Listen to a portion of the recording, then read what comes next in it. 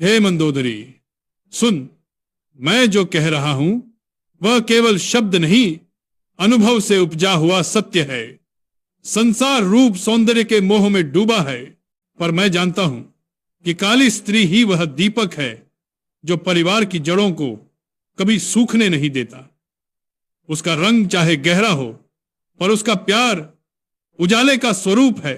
काली स्त्री दर्पण में सजकर समय व्यर्थ नहीं करती, क्योंकि उसका ध्यान अपने पति की प्रतिष्ठा, अपने बच्चों के भविष्य और अपने घर के सुख पर केंद्रित होता है।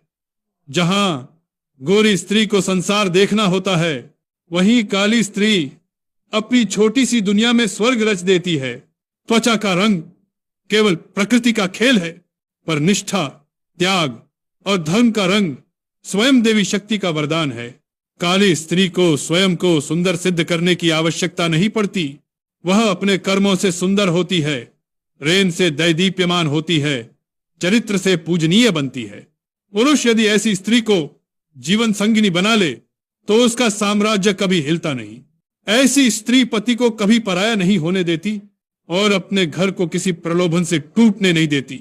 काली स्त्री के भीतर संसार जितनी शक्ति छुपी होती है, वह सहन कर सकती है, वह निभा सकती है, वह हर आंधी तूफान में अडिग खड़ी रह सकती है।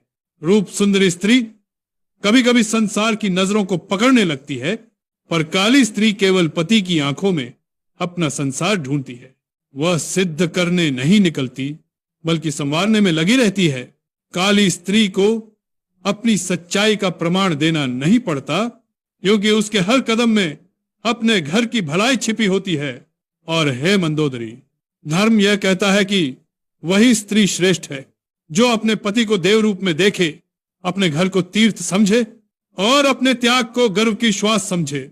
ऐसी स्त्री का सौंदर्य दिखता नहीं, महसूस होता है। काली स्त्री की यही सबसे बड़ी विशेषता है। वह दिखावे की दासी नहीं, धर्म और परिवार की रक्षक होती है। आज जो सत्य मैंने तुझे बताया, वो किसी रंग के पक्ष या विपक्ष में नहीं, गुण के मार्गदर्शन में है।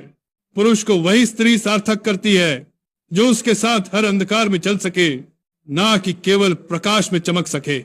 और यही कारण है कि मैं कहता हूं, काली स्त्री वह शक्ति है जिसके साथ पुरुष केवल जीवन नहीं जीता, जीवन को विजय में बदल देता है।